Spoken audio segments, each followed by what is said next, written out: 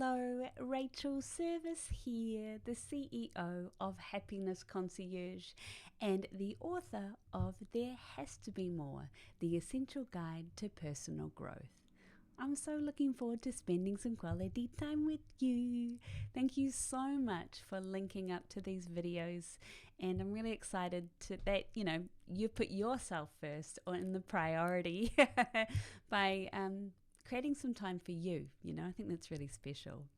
In this video, I want to talk about the concept of preparing for growth, in that one of the first steps is around breaking up with expectations and mentally separating yourself from what other people expect of you and tuning into your own version of success, your own definition of what you expect for yourself, and kind of creating space to hear what that might sound like.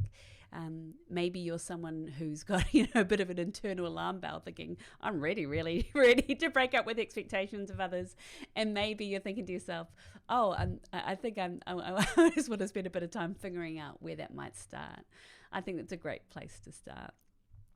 What I do want to say is, what other people think influences so much of our daily decisions and, in fact, our lives. So it's no secret that anywhere we grow up, we're part of social codes, and the idea of going against the norm is intrinsically challenging, right? And this is a phenomenon known, as I speak about in the book, as loss aversion, in that we're so much more motivated by what we could lose instead of what we could gain.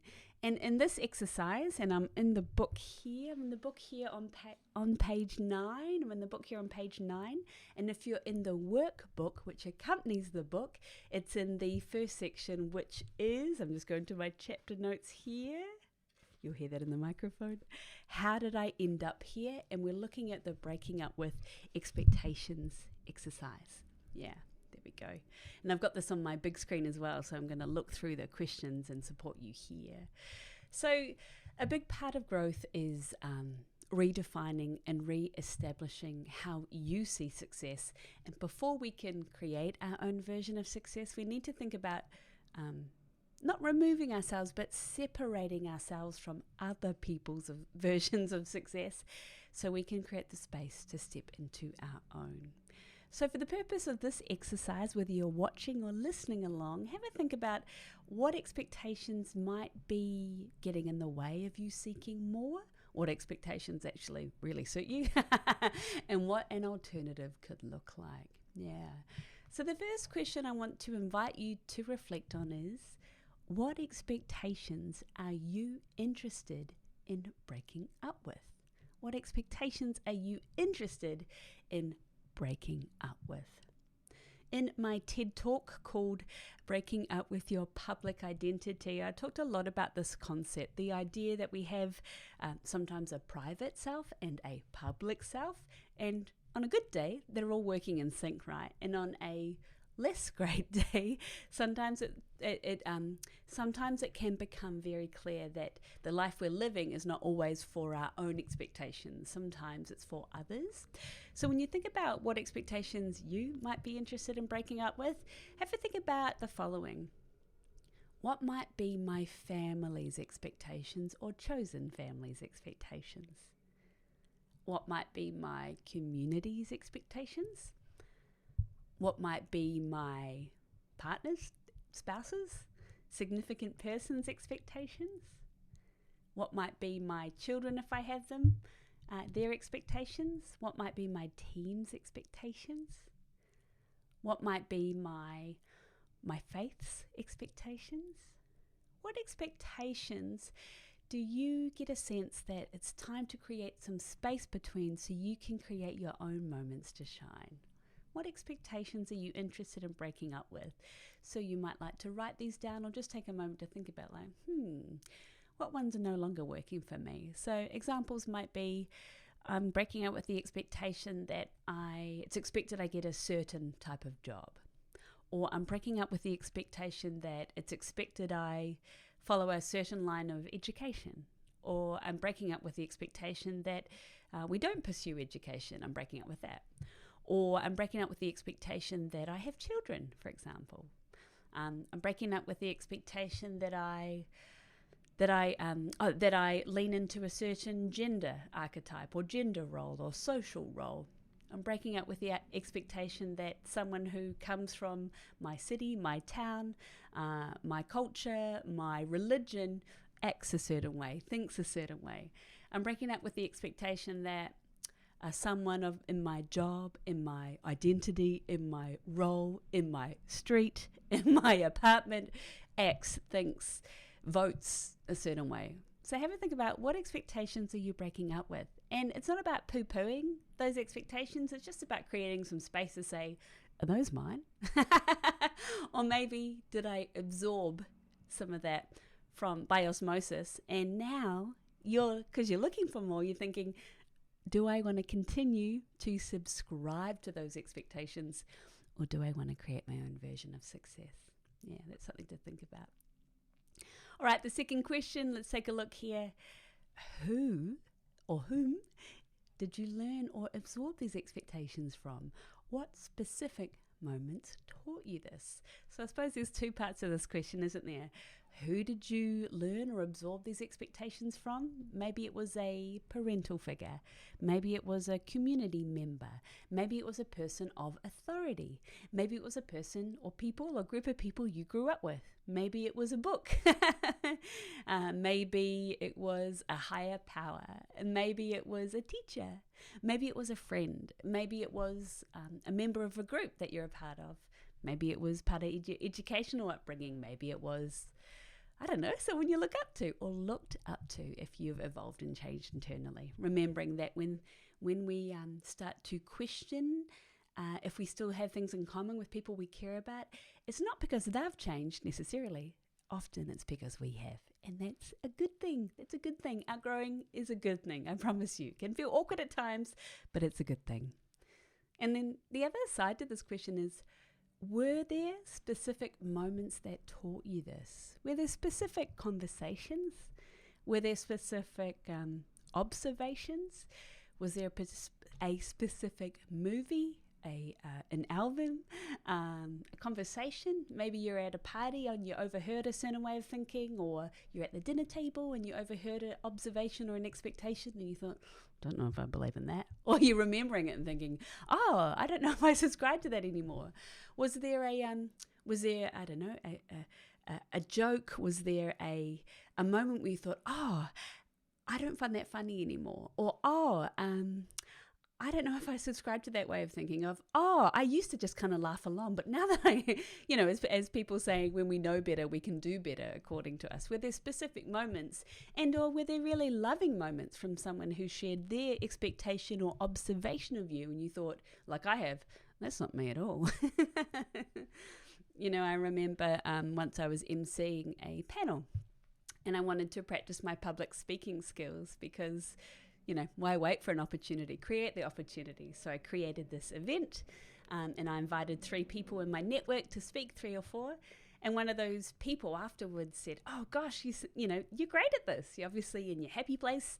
You should, be a talent wrangler. You should be like someone who looks after people who public speak. And I thought to myself, like in my mind, I was the talent, like in my mind, right? And I think what I've noticed about that moment, now I look in that in hindsight, was the expectation was that there wasn't a place maybe for a pink suit Rachel Service being Rachel, maybe, in that person's mind. Or, again, I had this imaginary world in my mind, but I hadn't yet had the opportunity to express it. Or I'd expressed it, I don't know, not explicitly. So now I've kind of taught myself over moments like that to be explicit, to say, I would love to have more of. I would love to have opportunities to public speak. I love the opportunity to talk about personal growth. I would love to do more of that. I would love to write a book. I've started to be explicit to myself about what I want, and then as a result, I can be more explicit to others. So when I think back to that conversation, back in the moment, I was like, oh, well, don't they know? But now I'm like, they didn't know because I didn't say. So that's just one example. It's a lighthearted example, but it really got me in the gut. And I think, a really alternatively loving way of looking at it is what kind of moments you think, that's not me, or you feel a bit riled up, or you feel a bit annoyed, or maybe you see someone else doing something amazing and you're like, oh, I want to do that. Follow that, follow that moment. Yeah. And now, as we take a step towards the third question is, as I mentioned before, if we chose to interpret those moments differently, knowing what you know now, knowing what you think now, you believe now, what alternative ways could you view those expectations? For example, is it possible you might make different choices knowing what you know now? And that public speaking example is just one example, right? That's just one example. So when you think about back to the question 2, which is, what expectations are you interested in breaking up with? And then who did you absorb that from, or when might you have absorbed that? Be really specific with those moments. Have a think, when you feel ready, to think, right, so I've figured out what expectations they are. I've written that down or thought about it out loud. And I know where I picked up that piece of information from, and I'm choosing to separate myself from that. If I chose to interpret those moments differently, knowing what I know now, what's another way I could look at that? With the benefit of wisdom, hindsight, how could I choose to look at that? So using the public speaking example, I could say, I'm choosing to look at that as I had this kind of excitement in my mind, but I hadn't been explicit. Or if I use another example of someone saying to me a few years ago, oh gosh, you're just like a puppy dog, kind of excited all the time. I remember feeling quite shocked by that because I thought, I love puppy dogs. I love puppies. They're lovely. I thought it was a compliment. And so now when I look back now, I guess maybe, I'm always going to be me. And now I'm kind of finding a place to shine the most brightly. Just so happens that that's in a pink suit and spending time with you now. But I suppose that those moments of thought, let me find ways in where I can be that excited, happy puppy, and have it be a positive thing for me and for others. Let's look at the final question here. Love this question. What expectations would you like to create for yourself instead? So we went to question 1. Remember, just revisiting that here. What expectations are you interested in breaking up with? Let's scan your eye or ear back to that, or mind. And let's now think about what expectations would you like to create for yourself instead. So examples might be, expectation is I want to become the first person in my family or chosen family to run their own business. Or I want to be the first person in my community to come out. Or I want to be the first person, or it doesn't have to be a first. I want to create the expectation that what I want, for me, not having children, that's okay. There's no wrong way to live your life. I want to create the expectation that, for myself, that working hard is a good thing, or I want to create the expectation that resigning from a job that no longer serves me is going to free me up to find one that does. Or I want to break up with I want to create the expectation rather that it's cool to have a creative side hobby. Or I want to create the expectation for myself that I will always honor myself. So there's no wrong way to do this. There's never a wrong way to do you. I just encourage you to think about what expectations would you like to create for yourself instead, with the ultimate goal to create separation from the external world and help you tune into your internal world. Have fun with this exercise and go at your own pace. If you have any questions along the way, don't be shy. Reach out to me and/or my team of happiness concierges at hello@happinessconcierge.com. See you soon, and thanks for watching.